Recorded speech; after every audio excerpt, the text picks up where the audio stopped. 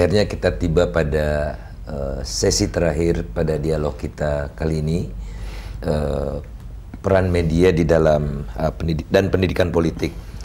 Tadi ada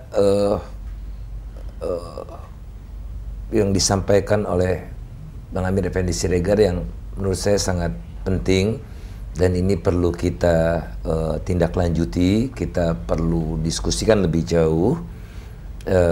Oleh karena itu Bang Amir tolong dielaborasi lebih jauh supaya betul-betul kelihatan masalah-masalah besar yang kita hadapi terkait dengan media ini.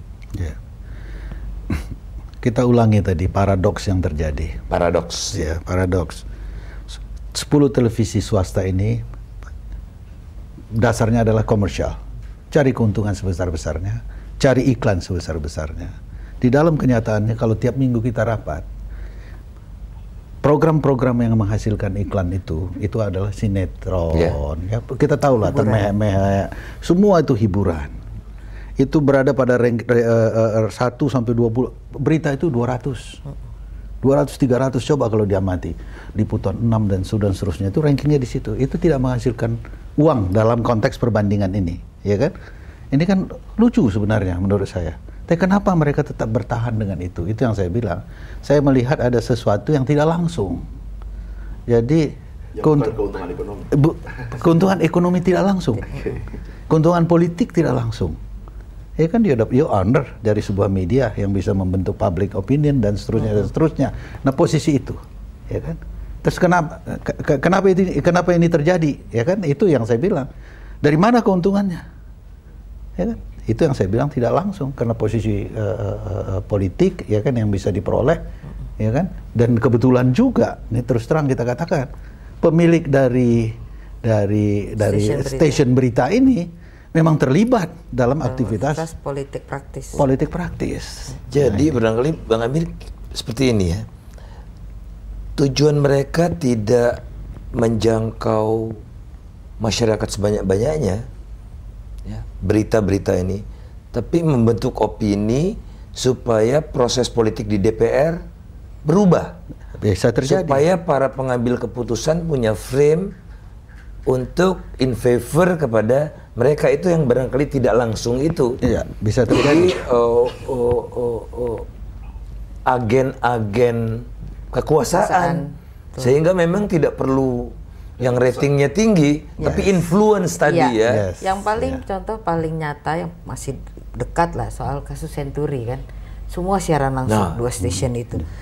Dan semua sadar kamera. Dulu kita tahu orang di DPR kan kalau ada sidang-sidang tidur. Kalau enggak apa, sekarang kan pegang handphone aja enggak gitu. Paling kalau pegang handphone pun ngumpet-ngumpet supaya enggak kelihatan kamera.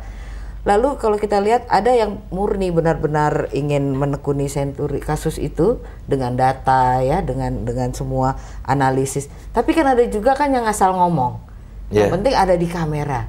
Nah, itu kan efeknya ya, itu bahwa mungkin kalau saya yang melihatnya misalnya, oh itu tuh yang di dapil saya tuh kemarin tuh.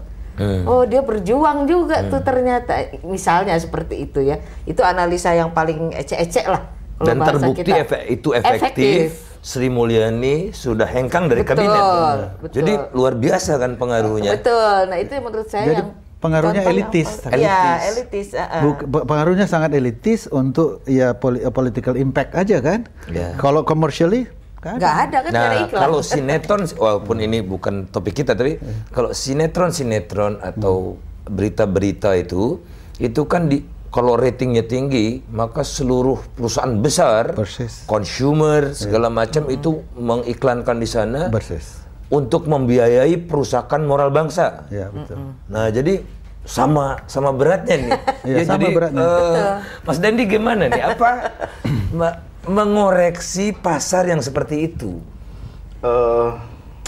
Saya pikir memang ini ya, kalau memang ini kan seperti lingkaran setan. Para pembuat program selalu berdalih bahwa inilah berita yang diinginkan masyarakat atau inilah jenis hiburan yang diinginkan masyarakat. Kita perlu cek secara historis kepada selera masyarakat kita. Saya pikir kok pemilik TV dan para pembuat program ini underestimate dengan selera kita. Kita dulu pernah punya yang namanya film televisi Sengsara Membawa Nikmat. Kita pernah memproduksi yang namanya Siti Nurbaya. Kita punya film-film hebat seperti Cut Nyak Din atau Diponegoro misalnya. Kita pernah membuat sinetron atau fragmen seperti Lost Man, Rumah Masa Depan, begitu ya, atau Keluarga Cemara yang paling baru.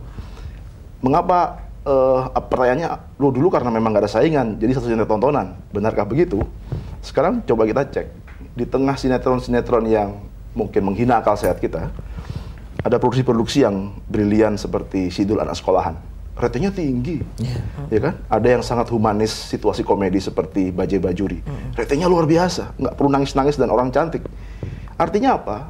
Penghinaan terhadap selera orang ini dijustifikasi sebagai sebuah demand secara industri. Oh, demandnya ya karena memang nggak ada pilihan, semua berkomplot membuat kartel program, ya. Satu televisi ratingnya tinggi, dikopi oleh televisi yang lain dengan program yang mirip-mirip, entah itu misteri, cerita misteri, sitkom yang paling banyak situasi sekarang. komedi. Tapi mengapa yang tadi tidak muncul lagi? Ya karena satu produksi-produksi seperti itu biayanya tinggi. Dia harus bersaing dengan yang grosiran, Bung Faisal. Nah, ini yang membuat hukum ekonomi ya berlaku. Lebih baik kalau sama-sama untung sekian, ya mending produksi yang modalnya sekian aja daripada toh tidak ada apresiasi yang perlu mereka tunggu-tunggu seperti Oscar begitu kan, di Indonesia nggak ada yang perlu begitu. Sehingga yang perlu adalah duit. Disitulah kemudian terjadi perlombaan untuk memproduksi tayangan yang biaya produksinya serendah mungkin dengan impact ekonomi yang setinggi mungkin.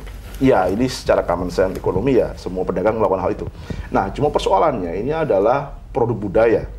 Dan kalau kita sudah bicara soal produk budaya, ya janganlah pakai alasan selera masyarakat. Kami bikin sinetron begini kan selera masyarakat, begitu kan?